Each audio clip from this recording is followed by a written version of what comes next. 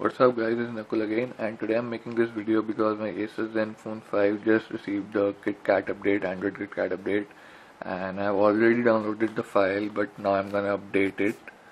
As you can see, it says system update file has been already downloaded, tap to update your system. So now I'm gonna update the system and see how much time it's gonna take to update it and what are the differences in the KitKat update, what are the upgrades.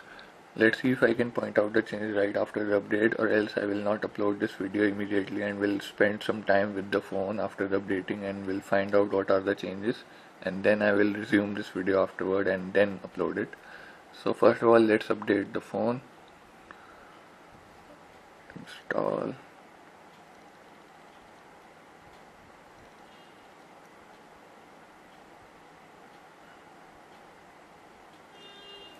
And here we go.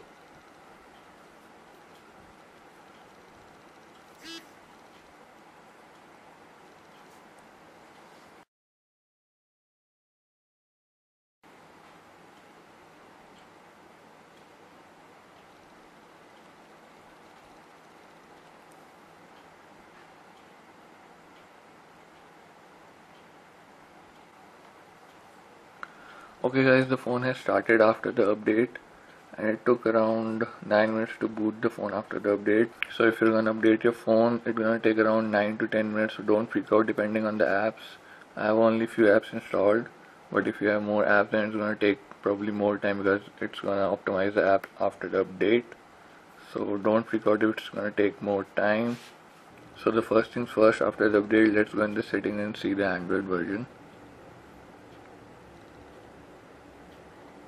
And as you can see, it has been updated to Android KitKat 4.4.2, though it's still not the latest version of Android KitKat, which is 4.4.4, but at least we got the KitKat, so I'm happy for that. Plus there is one more good news for you guys who own Asus Zenfone 5. Asus officially has said that this phone is gonna get Android L, which is the newer version of Android. After the Android KitKat, there's Android L. Though it's gonna take much time right now because we just got the Android KitKat update and I don't know how soon we're gonna get Android L. Though even we haven't got the Android L in Moto G or any other devices yet. So let's wait for that. But Asus has officially confirmed that this phone is gonna get the Android L, so that's a good news. I spent some time with the phone and I did notice some changes which I'm gonna tell you right now. So the first thing that I noticed is when I turn off the screen and turn it on to unlock the device, even when I have the unlock pattern turned on, even then also I have to swipe first and then unlock the phone. There is no option to remove the swiping screen. I have to swipe no matter what. I couldn't find the option to remove or just get the unlock pattern screen directly. So this is pretty annoying. Second thing, now as you can see, there are minor color changes in this area, and you can see this creamish yellowish bar that shows how much RAM you have used. This wasn't there before, so there's a bit of change in that.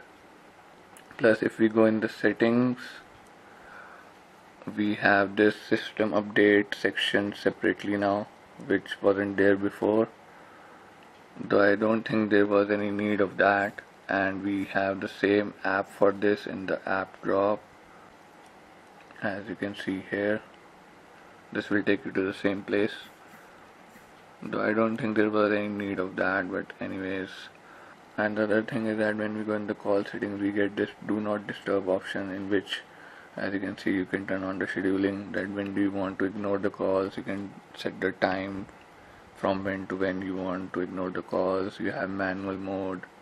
Then you have repeated calls.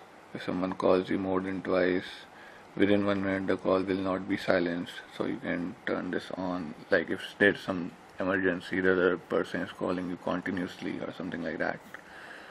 Plus we have this blocking function setting, in which you can block unwanted calls, display block SMS notification. Display block call notification means the phone won't ring, but it will display a notification.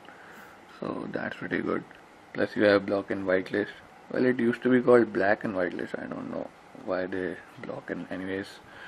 In this you can set the numbers which you wanna block, and you can set the whitelist number from which you want to receive the calls.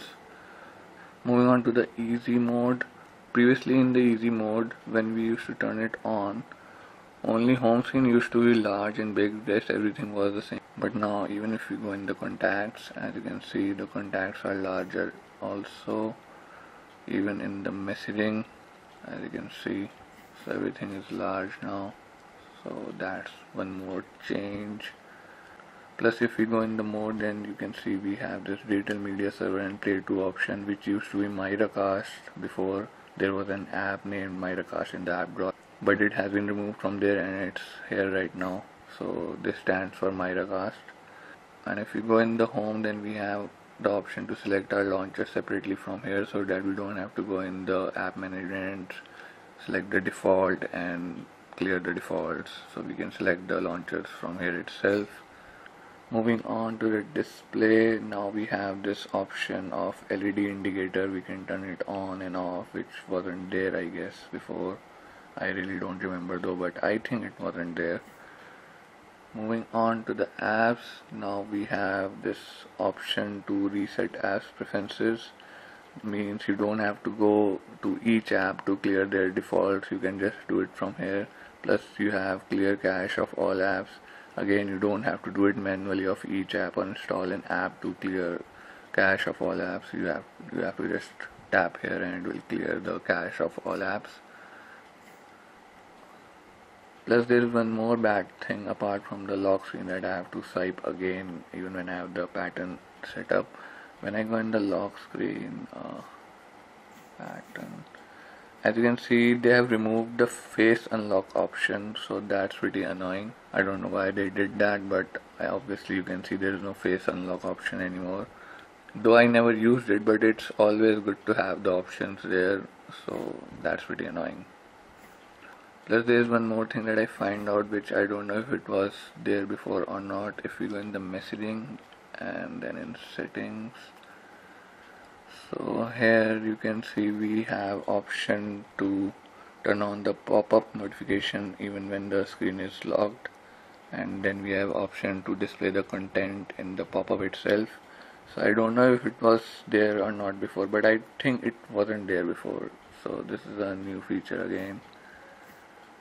And there is one more thing that I want to show you guys, which is also a negative thing about this update, is that when I go in the contacts right here, now when I tap here to find contacts, it should pop up the keyboard, but as you can see the keyboard is not coming up. So this is a major bug I guess in this update, that in contacts the keyboard is not showing no matter what I do, and there is no option either. I tried all, but there is no option in settings to turn on or off keyboards over here, so it's just not coming out. So all I'm left with is just the scroll or do this, so that's pretty bad I guess.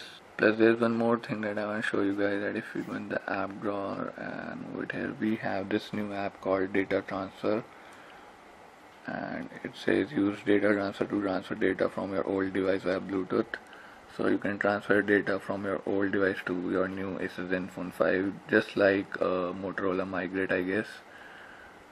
And it says select source device manufacturer, means you have to select your previous device manufacturer from which you're going to transfer data to your new Asus Zenfone 5. And we have almost all the manufacturers here. For example, let's select Samsung, and it says model also. Oh my god. So this is gonna be deep. I'm gonna try it out and we'll tell you about it later.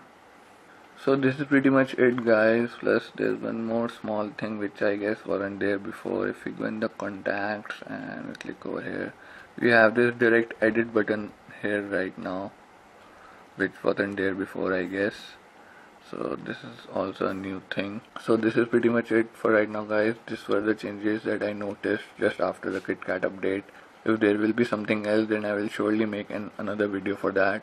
And I know all of you want to know the battery performance of this phone after the KitKat update, as there have been many rumors that some say that the battery performance has been increased and some say that it has been decreased. So I can't comment on it right now. I have to use this device for a day or two for that. But I'll do one thing. I will put the battery performance of this after the update in the description down below. I will write it there so you can check it out after a day or two. But if there will be something else majorly that I notice, then I will surely make another video for that. So that's it for now, guys. If you have any suggestions, any questions regarding this phone or this update, then put them in the comments down below and I will try my level best to help you out, guys. So subscribe for more upcoming videos and keep watching.